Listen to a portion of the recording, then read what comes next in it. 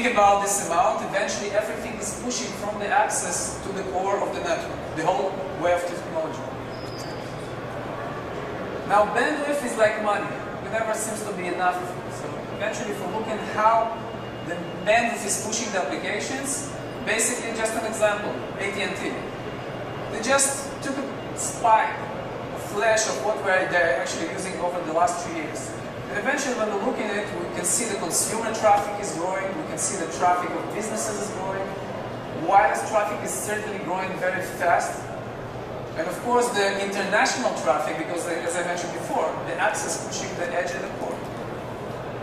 So to understand this chronological strategy, we can see 3 examples. One example, January 2006. Google understands that they have plenty of bandwidth that will be consumed. The strategy is to use the fiber between data centers to move the video. 2007, year after, only United States users consumed 10 million videos online, which means they were prepared and their strategy was correct. Third example,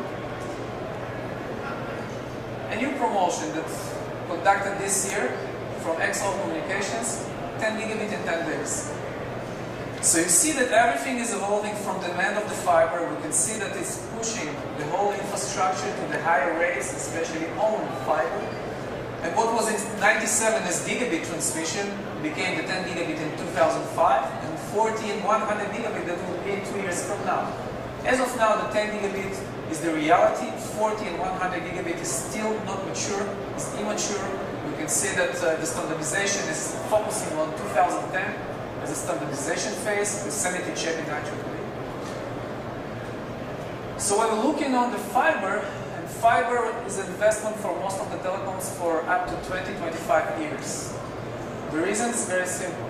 This is the only medium that will be able to supply the demand of growth of the bandwidth. In fact, we barely reach the capacity of capability, physical capability of the fiber. The transmission can grow up to 50 terabit over single mode fiber. It's huge. Just think about it. But this is the future, which means if you have the fiber, your infrastructure is safe, your investment is reality.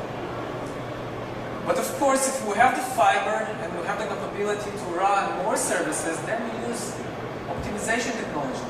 And this is WDM. WDM was for 2 decades at least. It's stable, mature. We can see eventually that it's penetrating from the core to the access. The reason? Price. 4 or 5 years ago, it was core technology mainly. Today, we can see access devices performing WDM functions.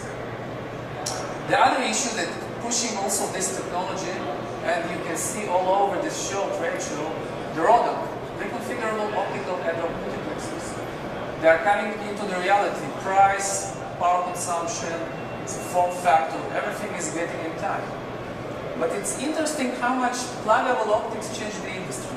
Just if we're looking again on the chronological history, what's happening there, 90s, fixed optics, most of the vendors happy, margins, excellent, distances, okay, everything goes well. 2000, suddenly, something new, pluggable optics. It means that right now, everything is swappable. Same device, just the optics changes. 2002, XFPs. And then we saw also additional inventions like putting video over SFP. This is coming from MRV. Tunable XFP. This year we'll see, I tend to believe by the end of this year, also tunable XFPs that you will be able to tune the relevant wavelengths on this particular component. The future, eventually, will be packet enabled.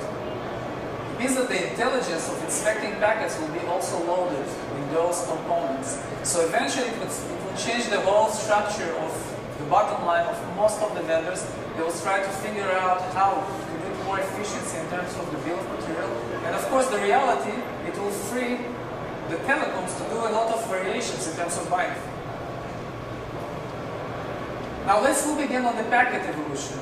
The VPN, the virtual private line evolution. So we can see that over the years there were many changes. From the year 2000 to 2003, a lot of debates. We saw a typical technology connected to SONET as the edge networks. After that, there was a new game of playing with MPLS IPVPN. most of the big vendors try to push the telecoms to go in this direction, but most of them were not aware of IP. They don't understand IP, which means for them they were looking for transparency. Transparency came up with MPLS, layer 2 VPN, but you can transparently move any protocol from one point to another, pseudo-wire, label technology. However, point-to-point is not enough, and this is the reason that we saw on the following technology of VPN, VPLS, layer 2 VPN, multi-point. A multi-point connection that provided the relevant infrastructure, the relevant services, and also the uniqueness of having very simplified connection of the endpoints. And then, last year and this year, I think we still have this debate, the PBT and 10 transport MPLS. Which means we have two coalitions, each one of them trying to push their own technology. We saw in the media lately at least three, four announcements from major carriers that set up their mind what they would like to do. And it's still evolving. I can tell you it's not the end of the game. It will be interesting in the upcoming year, for sure. But this is interesting because when we're looking on what's happening in the world of packet, VPN, and layer 1 VPN, early we saw about most of the WDM system as optical circuit-based systems. Now we see movement into the optical packet systems, device convergence. It means that not only device convergence, network convergence. A typical telecom has two divisions, or two departments. One is a transport department, and the other one is IP department, or packet department. What happens, and this is a reality, the same thing that we saw telecoms converge, we saw devices converge, but we'll see also people converge, which means most of the telecom will see it gradually, taking the people that understand packets, people that understand transport, and converge the department. Lower operational cost, of course, and also more efficiency in terms of activity. And this will happen. It's the reality we could see. For example, it's happening in several places in Europe. We'll see also tier 1s following this lane, but it will take more time for sure. But I would say that tier 2, tier 3 telecoms, they are moving into this direction. Now, the optical transport evolution, as we can see it, started as a synchronous voice-oriented technology, SONET. But again, in order to survive, you need to change. In order to change, you need direction. And the direction right now is going into the changes of this typical mindset. Because applications are changes and because of the networks are changing. And this is what we'll see. We'll see more proliferation of from static network to dynamic network. By the way, the reason is very simple. Typically, most of the core of the networks were stable. No many changes. Very stable infrastructure. They're just pipes. What happens recently, because of the changes of the requirements from bandwidth perspective and also topology perspective, from ring to mesh application, we will see this tremendously go into the reality.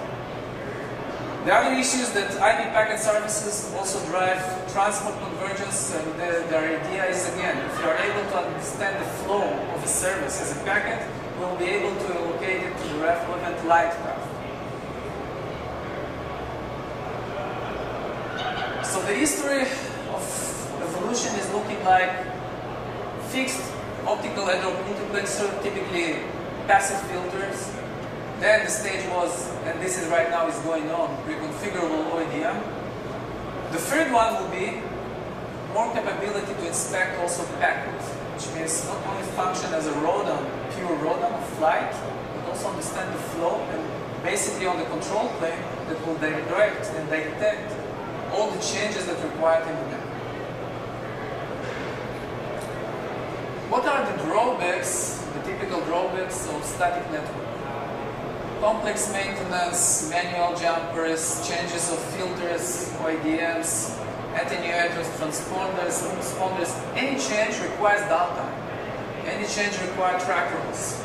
Any change requires more complicated provisioning because there are more